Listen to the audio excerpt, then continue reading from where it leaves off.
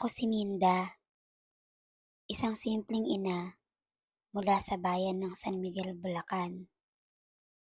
May tatlong anak ako, pero ang panganay kong si Ramil ang pinaka-paborito ko noon.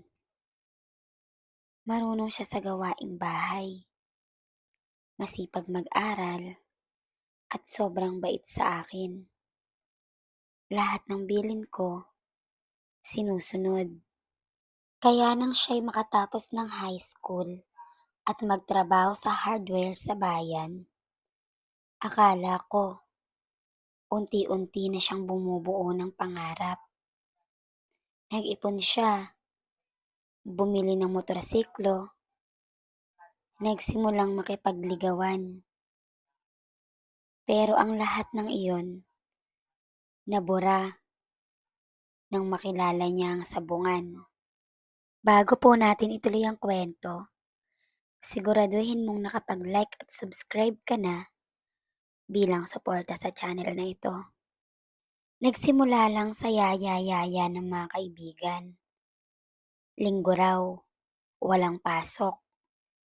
Pampalipas oras lang, umuuwi siyang masaya. Nananalo raw siya, 500, tapos naging 1,000. Minsan pa, ang sabi niya sa akin, "Ma, ang saya, parang lagi akong sinuswerte." Sa una, hinayaan ko lang, pero parang napapadalas na. Hindi na linggo lang, minsan Martes, tapos Miyerkules. Hanggang dumating sa puntong hindi na siya pumapasok sa trabaho. Nagbago ang ugali niya. Laging mainit ang ulo. Umuuwi ng madaling araw, amoy alak, may kalmot sa braso. Minsan daw, galing sa panabong na nagwala. Pero hindi iyon ang ikinabahala ko. Ang ikinabahala ko ay ang sunod-sunod na niyang pagkatalo.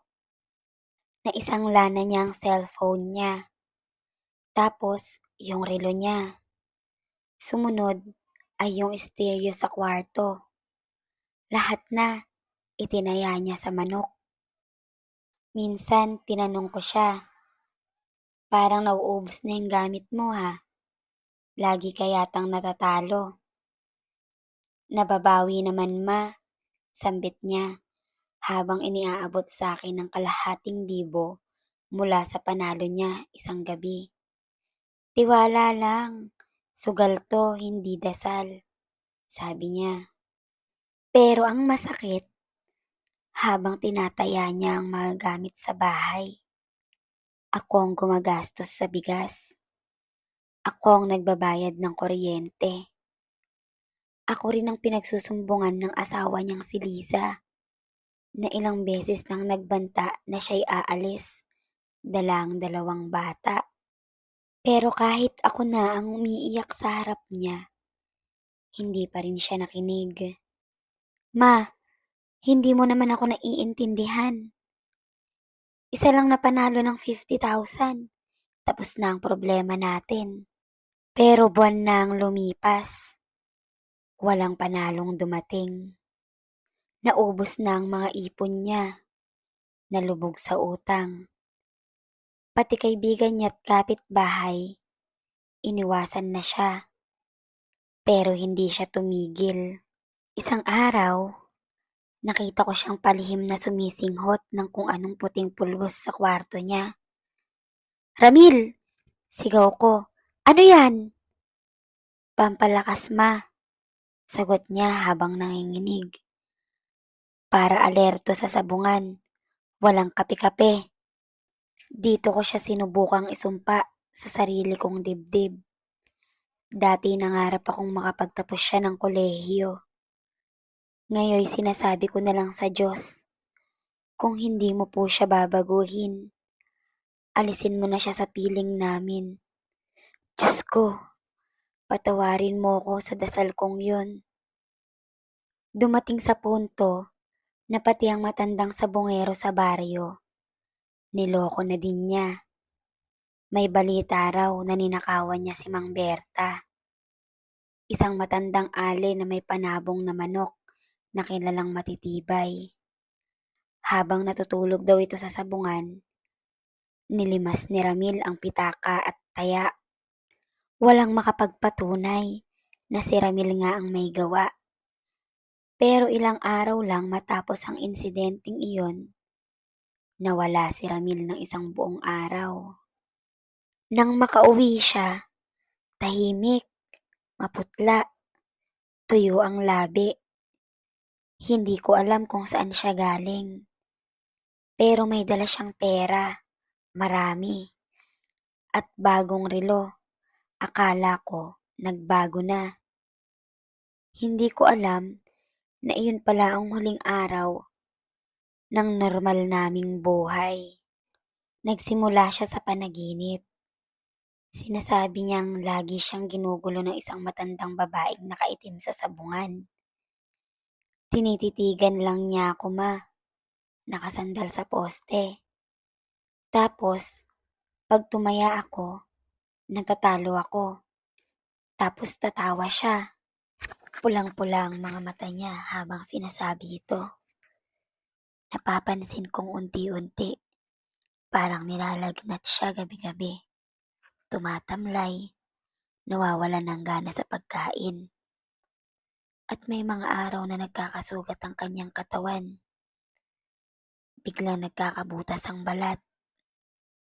Minsan sa likod, minsan sa binti. Para bang kinakain siya ng sarili niyang laman. Hanggang sa isang gabi, sinigaw niya ang pangalan ko ng malakas. "Ma! Tulungan mo ako! Binubunot niya ang bituka ko."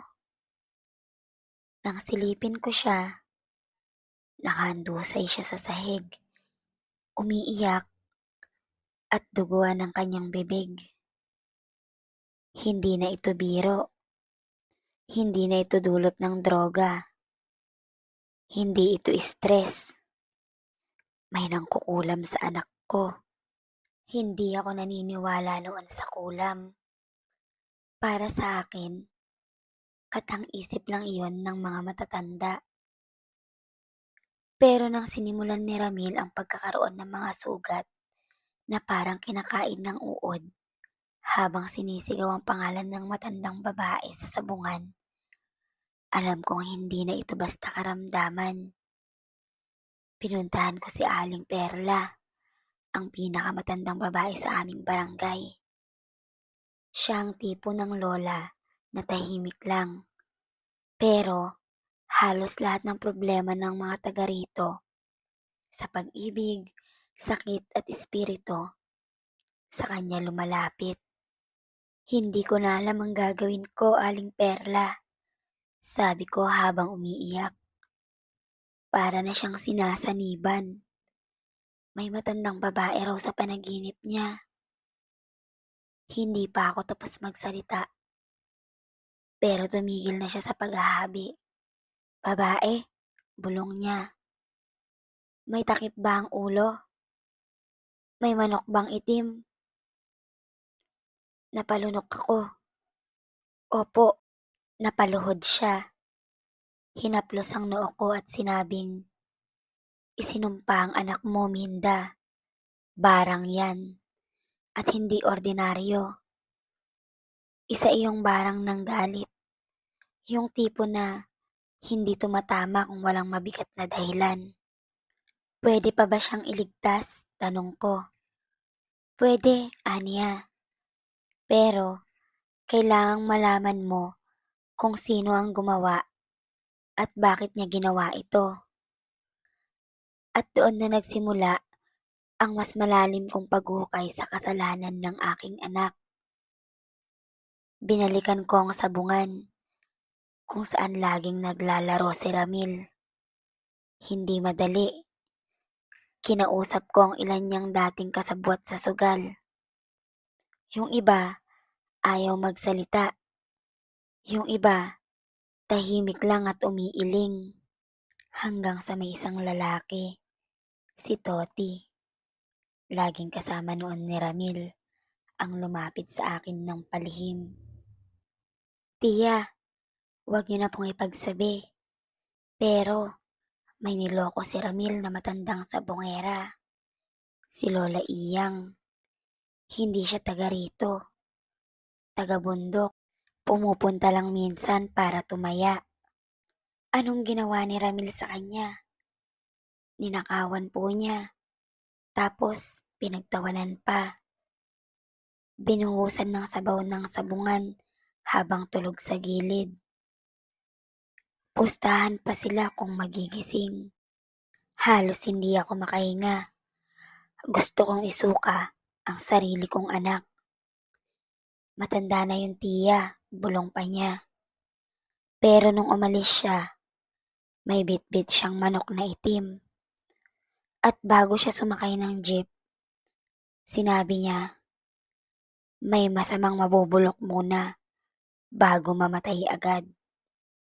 Pagbalik ko sa bahay, amoy ko agad ang kakaibang baho mula sa kwarto ni Ramil. Hindi ito amoy sugat. Hindi amoy nabubulok na pagkain. Amoy laman na nabubulok habang buhay. Bumungad sa akin si Ramil na halos hindi ko na makilala. May butas ang pisngi niya. At sa bawat paghinga niya, may amoy na parang nabubulok na bangkay. Ang mga sugat niya sa likod ay parang hindi lang sugat.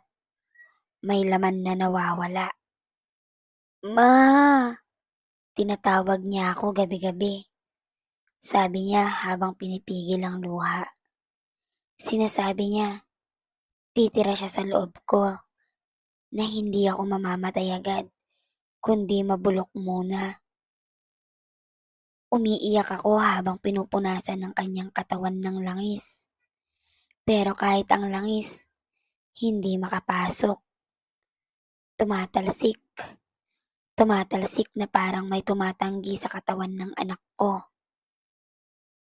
Nang gabing iyon, dinala ko si Ramil kay Mang Ador, isang kilalang albularyo sa kabilang baryo. Walang supply ng kuryente doon. Gasera lang ang ilaw na liwanag. Ang amoy ng insenso ay parang nagbubukas ng pinto sa kabilang mundo. Pagdating namin, tinakpan agad ni Mang Ador ang kanyang mukha. Huwag ninyong ipapasok sa loob ng bahay ko ang batang yan. Sigaw niya. Bakit po? Tanong ko. Nabubulok na ang kaluluwa niyan. Isa siyang sisidlan ng puot. Lumapit siya. May dala siyang langis, buntot pagi, at manok na puti. May barang sa kanya, pero hindi ito basta kulam. May kasamang sumpa. May paraan pa po ba? Halos paluhod na akong nagmamakaawa. Ayaw niyang lumabas hanggat hindi nagsusumamong nagkasala. Hanggat hindi bumabalik ang kinuha at humahalik sa paa ng matanda. Pero patay na po si Lola Iyang. Hindi nangangahulugang hindi mo siya mahahanap. Hindi ko akalaing literal ang sinabi ni Mang Ador na kailangan kong hanapin ang patay na babae. Ayon sa kanya, si Lola Iyang ay hindi na muling bumalik sa sabungan mula noong gabi ng insidente. Hindi rin siya nakitang sumakay ng jeep. Pero may isang driver ng tricycle na nagsabing may matandang babaeng nakita sa may gubat. May kasamang manok at parang wala sa sarili. Sumisigaw raw siya ng, ibabalik mo! Ibabalik mo! Habang tumatawa. Doon ko naisipang puntahan ang lumang punerarya sa dulo ng bayan, kung saan dinadala ang mga bangkay na hindi na kinukuha ng pamilya. Kinausap ko si Mang Ruel, ang tagapamahala roon. Tiya, sabi niya, May isang babaeng matanda ngang natagpo ang patay sa tabing dagat. Halos nabubulok na. May kasama siyang manok na itim. Hindi namin alam kung sino siya. Nang ipakita niya ang larawan, hindi ko na kailangang itanong. Si Lola Iyang yon. At sa likod ng litrato, may sulat na hindi maipaliwanag kung saan nanggaling. Huwag mo akong pagbayarin sa utang na hindi ko inutang. Sisingilin kita hanggang sa huli. Dinala ko si Ramil sa simbahan. Bitbit ko siya na parang patay. Halos wala na siyang malay. Sa katawan niya, may mga gumagalaw sa ilalim ng balat. Parang mga uod na gustong lumabas. Sinalubong kami ni Father Turing. Pero nang makita si Ramil, napaatras siya. Minda, hindi ko siya pwedeng bendisyonan. Bakit po, Father? Hindi lang masama ang loob niyang dala. May espiritong umaangkin na sa kanya. At nakalampas na ito sa kapangyarihan ng simbahan. Hindi ko alam kung saan pa ako lalapit. Nang gabing iyon, kinausap ko ang anak ko habang tulog siya. Anak, kung totoo man ang barang, kung totoo man ang sumpa, gagawin ko ang lahat para mailigtas ka. Kahit buhay ko pa ang ipalit. Kumuha ako ng lumang album. Nakita ko ang lumang larawan namin. Bata pa siya noon. Naka-uniforme. Yakap ako habang hawak niya ang medalya sa eskwelahan. Patawad anak, hindi kita napigilan. At sa oras ding iyon, bumukas bigla ang pinto. Sa may pintuan, may nakatayong babae. Balot ng itim. Hawak ang isang itim na manok. At kahit dilim ng gabi, kitang-kita ko ang pula ng kanyang mga mata. Si Lola Iyang. Pero patay na siya. Aling Minda, bulong niya habang papalapit. Hindi ako ang kalaban mo. Ako ang tinawag. Ako ang nagbigay ng parusa. Pero hindi ko ito sinimulan. Lumapit siya sa akin. Ang anak mong si Ramil. Kinuha ang natitirang pera ko. Ginamit pa ang katawan ko para pagtawanan. Bago ako mamatay, ipinangako ko sa lupa na hindi siya mamamatay agad, kundi mabubulok muna tulad ng katawan kong wala ng silbi. Lumuhod ako sa harap niya. Patawarin mo kami. Patawarin kita. Pero hindi ikaw ang may kasalanan. Hindi ko pa siya kayang patawarin. Hindi pa. Kinabukasan, gising si Ramil. Parang normal.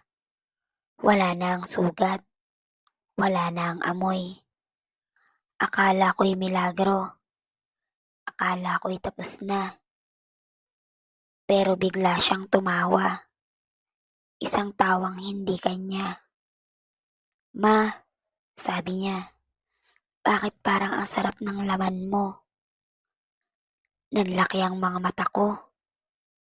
Umatras ako at doon ko nakita ang mga mata ni Ramil. Pula na. Pula tulad ng kay Lola Iyang.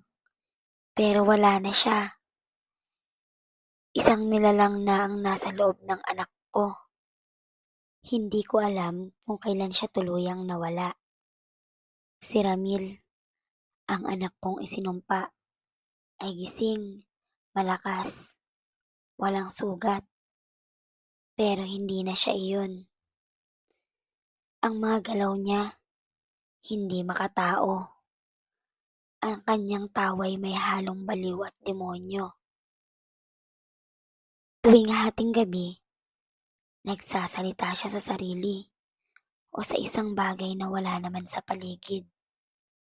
Hindi mo siya makukuha, pulong ko sa dilim. Pero napalingon siya. Ako na siya, inay. Ako na si Ramil. At muli siyang tumawa habang ang itim na manok ay biglang sumulpot sa bintana at tumilawok ng 3 beses kahit 12:00 na ng gabi. Binalikan ko si Mang Ador pero hindi bilang albularyo. Gusto kong matutunan ng barang, sabi ko. Namutla siya. Minda, babae ka ng simbahan. Alam mong bawal ito. Anak ko ang nakataya, sagot ko. Kung hindi ako makakahingi ng awa, lalaban ako.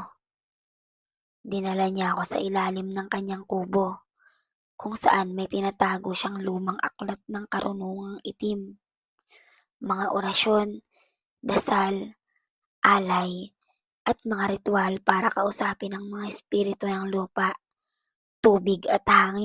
Bago ka magsimula, babala niya, kailangan mong mamili, buhay ng anak mo o kaluluwa mo habang buhay. Kung wala akong anak, ano pang silbi ng kaluluwa ko?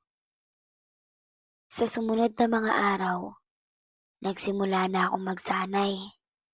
Dasal na pagbaligtad, pag-ukit ng mga anting-anting, at pagkuha ng mga alay, balahibo ng uwak, dugong itim ng aso, at tuyong pusod ng sanggol. Hanggang sa gabing biglang nagwala si Ramil. Tinatawag niya ako.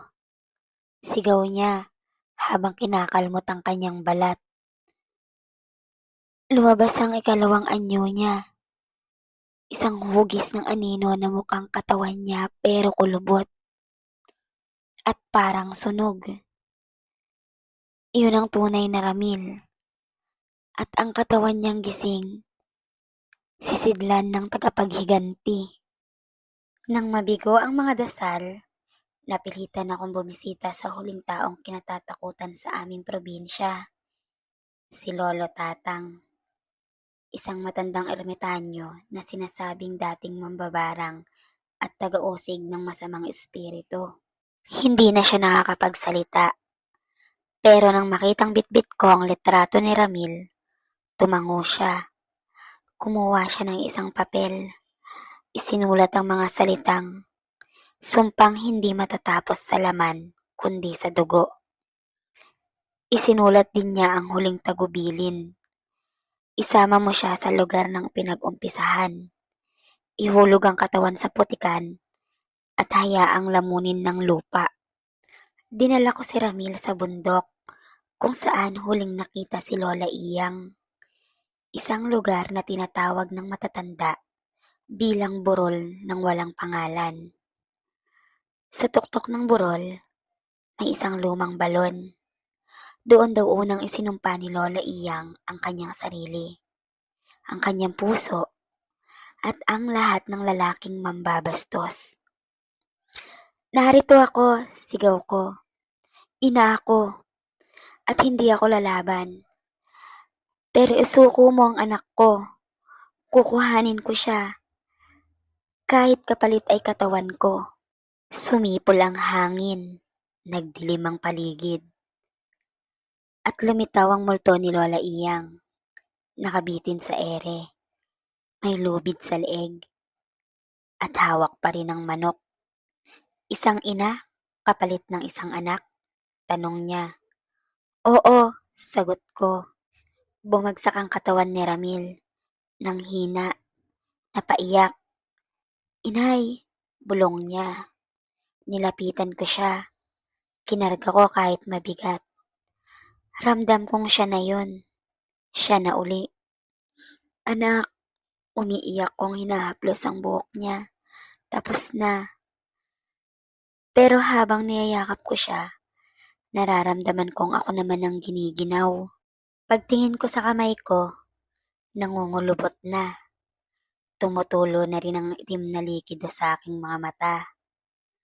Ako na ang sinasalubong ng kulam. Nang oras na pinili kong iligtas si Ramil, alam kong may kabayaran. Ang kulam ay hindi lang basta kababalaghan. Ito'y batas at ako na ngayon ang sinisingil.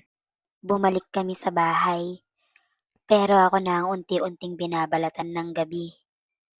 Mula sa aking mga kuko, may tumutubong itim na buhok. Sa aking bibig, napapansin kong may lasa ng bulok na laman. Sa salamin, hindi na ako si Minda, kundi isang ina na unti-unting isinusubo ng sumpa. Si Ramil, bagamat ligtas, ay hindi na rin tahimik. Lagi niyang sinasabi sa akin na, "Inay, parang may bumubulong sa akin tuwing natutulog ako." At isang gabi, nang tumingin siya sa akin, napaatras siya sa takot. Ang sabi niya, "Inay, hindi ikaw yan. Hindi ikaw yan." Nagsimula na akong mawalan ng ala-ala. Minsan, pag nagigising ako, nasa ilalim ako ng kama. May hawak na patay na daga.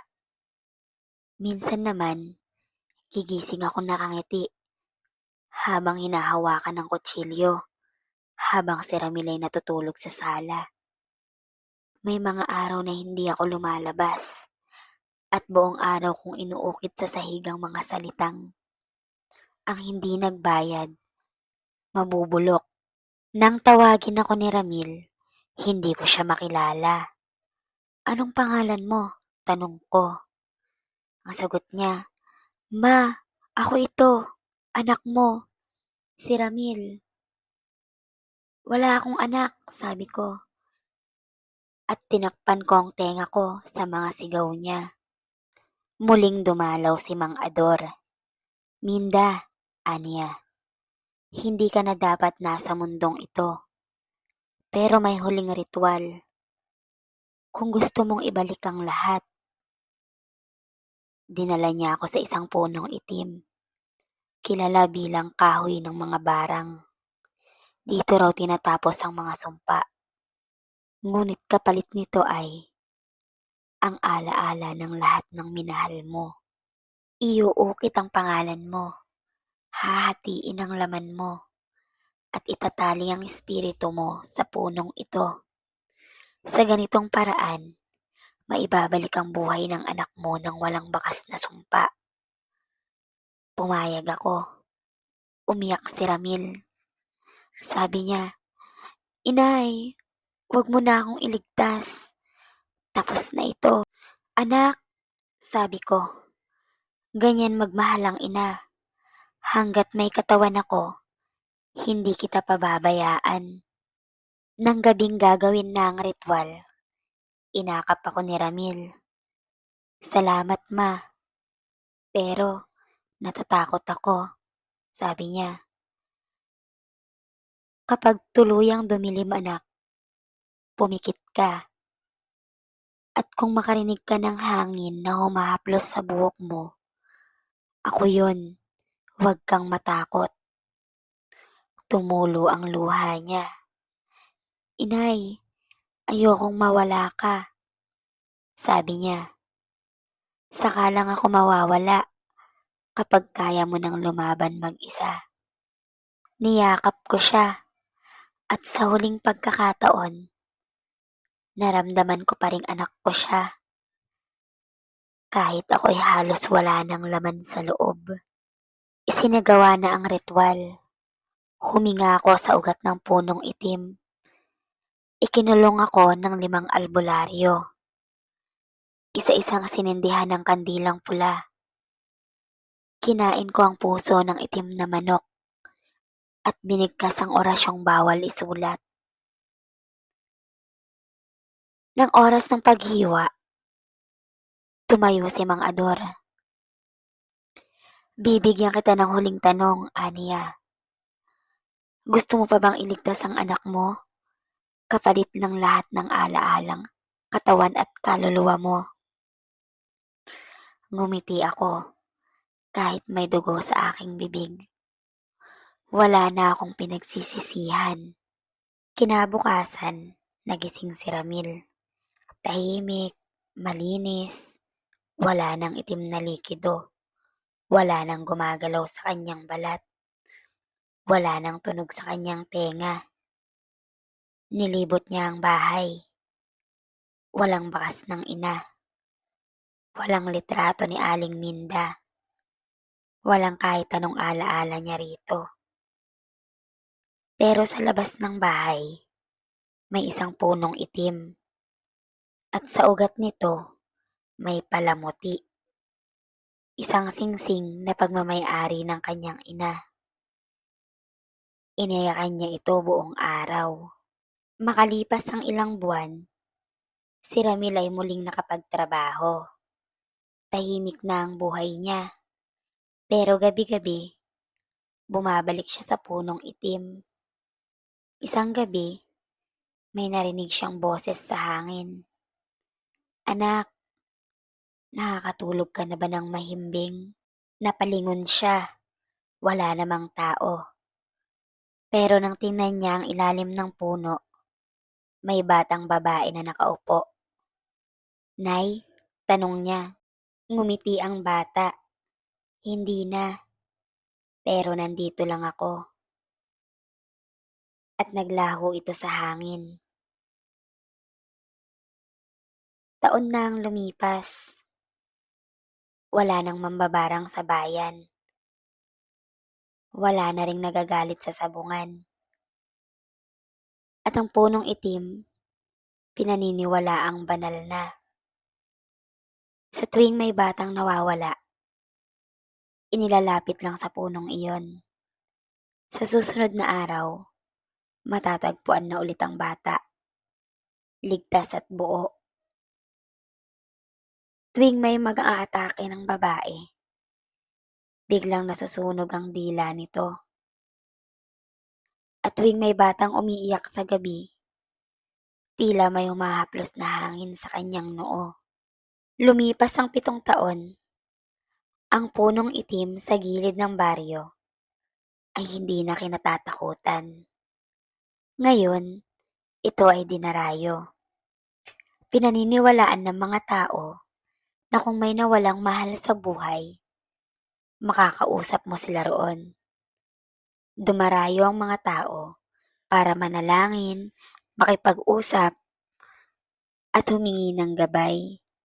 Isa si Ramil sa madalas na naroon. Bitbit niya ang kanyang anak, si Mina. Isang batang babae na ipinanganak 3 taon matapos siyang makalaya sa sumpa. Anak niya ito sa isang babae na kagaya ng kanyang ina. Mabait, matatag, tahimik, pero matapang. Inay, bulong niya sa hangin habang pinapaupo si Mina sa ugat ng punong itim. Salamat. Isang malamig na ihip ng hangin ang humaplos sa pisngi niya. Napangiti siya. At si Mina, na nooy 3 taong gulang pa lang, biglang tumingin sa paligid. Papa, bulong nito. May nagsabi sa akin, huwag daw ako matakot sa dilim. Binabantayan daw niya ako. Napatingin si Ramil sa langit. Tumulo ang luha niya. Hindi niya kailangan ng dasal. Hindi na rin niya kailangang hilingin pa ang milagro. Dahil alam niyang kahit wala sa mundo si Aling Minda, nananatili itong buhay sa bawat gabing may anak na umiiyak at sa bawat inang handang magsakripisyo.